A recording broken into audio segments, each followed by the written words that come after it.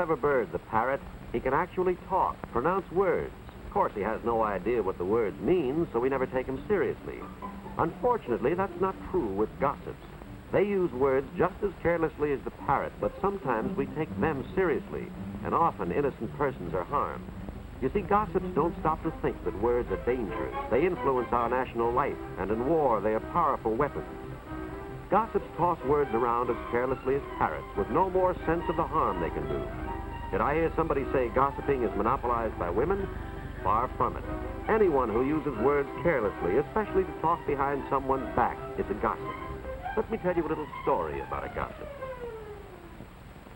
This is Marion High, my school. I'm the principal, George Eastmore. There were some people in my office this particular morning, Mr. and Mrs. Gage and their daughter, Jean. They told me Jean would have to leave school. Why? Because of the malicious gossip about her. I was shocked, and I asked for details to see if we could do something about it. We began talking, even though Jean thought it was already too late. Mr. and Mrs. Gage had opened a grocery store at the start of the term, and Jean helped out after school.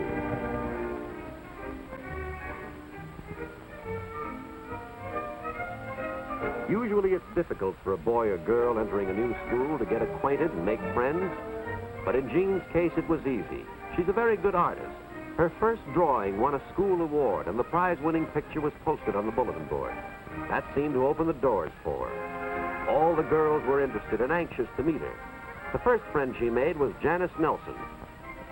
Of course, Marion High is coeducational, and the other half of our student body is always interested in a pretty, popular new girl.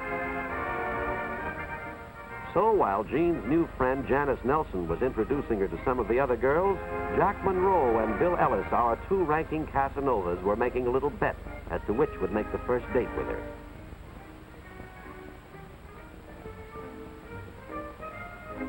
Bill Ellis made the first move. He was waiting on the steps when Janice and Jean left school that afternoon, and soon was off to a running start in the competition.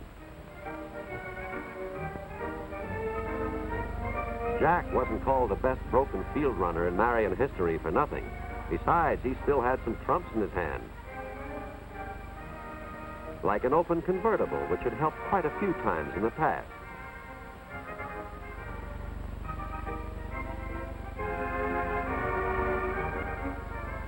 Bill didn't know it yet, but he was about to be outmaneuvered by an old trick, the fake flat tire.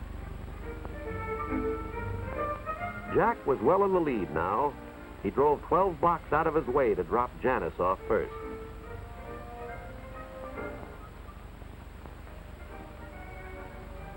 Then he took his time getting Jean back to the grocery store. Jean introduced Jack to her mother and father, and presto, he'd won. He had a date with Jean for Friday night. From the time Jack called for her and all during the afternoon and evening, Jean kept thinking to herself how lucky she was that her father had moved his store here so she could attend Marion. She was a brand new student, and already she'd won the art contest, made a whole circle of friends, had been asked to pledge the girls' club, and now here she was out with the most popular boy in school.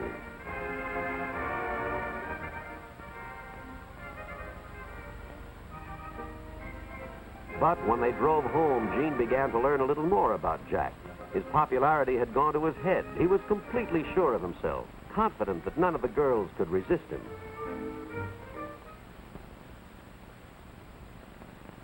Jean's slap didn't hurt his face, but it certainly injured his pride. He tried to laugh it off, but he was thinking that he'd have to get even. Jack didn't lose any time giving the other boys a highly colored version of the date. To regain his self-confidence and build himself up in their eyes, he added a few details, remarks about Jean, completely untrue. But then, gossips seldom worry about the truth. Now the gossip began to spread.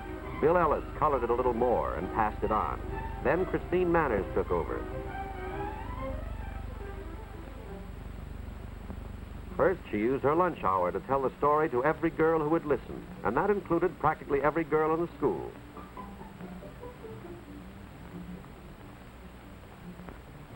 When she got home, she took over the telephone to call all those she'd missed. Yes, gossip spreads like wildfire, especially with the help of girls like Christine. And by the end of the day, the harm was done. Jean's reputation was ruined.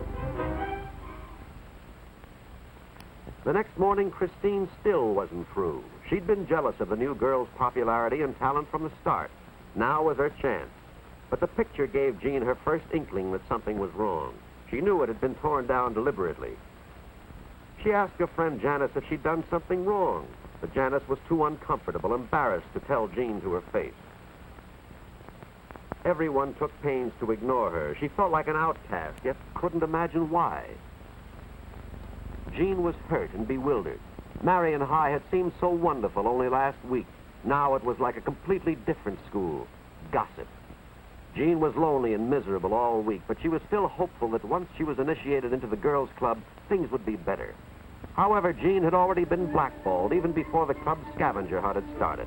But instead of telling her, the club president had made Jean's assignments far more difficult than the other girls, hoping Jean would fail, thus disqualifying herself.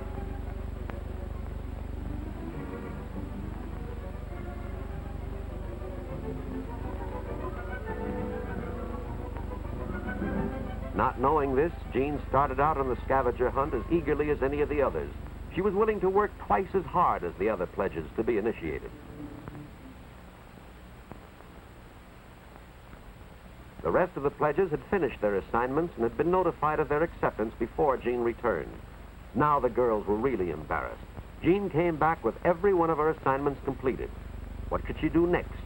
Nothing, Christine told her. She'd been blackballed. She wasn't wanted. Jean couldn't understand. She'd done her assignments as well as any of them.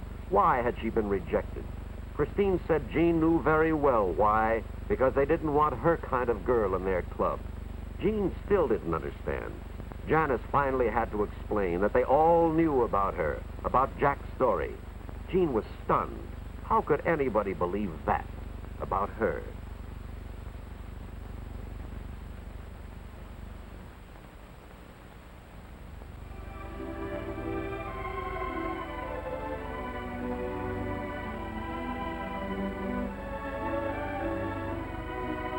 When Mr. and Mrs. Gage came home, Jean told them what had happened, that she hadn't been accepted by the club because of the gossip about her. She said she was quitting school. So that's the story she told me. That's why the Gages came to see me. They agreed with Jean it would be better if she left school. But I asked them to wait, give me a chance to do what I could. Gossip is difficult to fight. You have to go right to the source and stamp it out.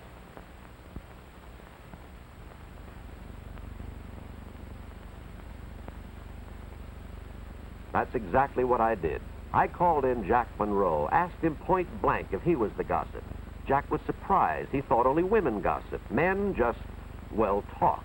He admitted he'd started the talk, but he never realized the harm it would do. When I had finished explaining what his loose talk had done to Jean, Jack asked me what he could do, and I told him a way, the only way.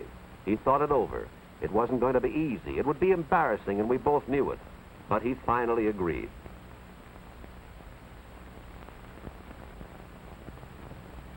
Give Jack credit. He went through with it. His voice broke a few times, but he managed to tell them all that there was nothing to the gossip, that he had made up the story and was to blame for everything. But that wasn't quite right. I told them that anyone who listens to gossip is almost as much to blame as the person who spreads it. We were going to discuss the problem in assembly, make the whole school aware of the danger, and make sure that no Marion student would ever again be hurt the way Jean was. The next day, the whole student body realized what they had done to Jean. Now they wanted to make it up to her. She made a fresh start and was soon one of Marion's most popular girls, one of our real leaders. What could have been another gossip tragedy had been a happy ending. But don't forget this. There needn't have been so much as a near tragedy if our students, instead of imitating this bird, the gossipy parrot, had instead copied three far wiser creatures, the three little monkeys, who see no evil, hear no evil, and speak no evil.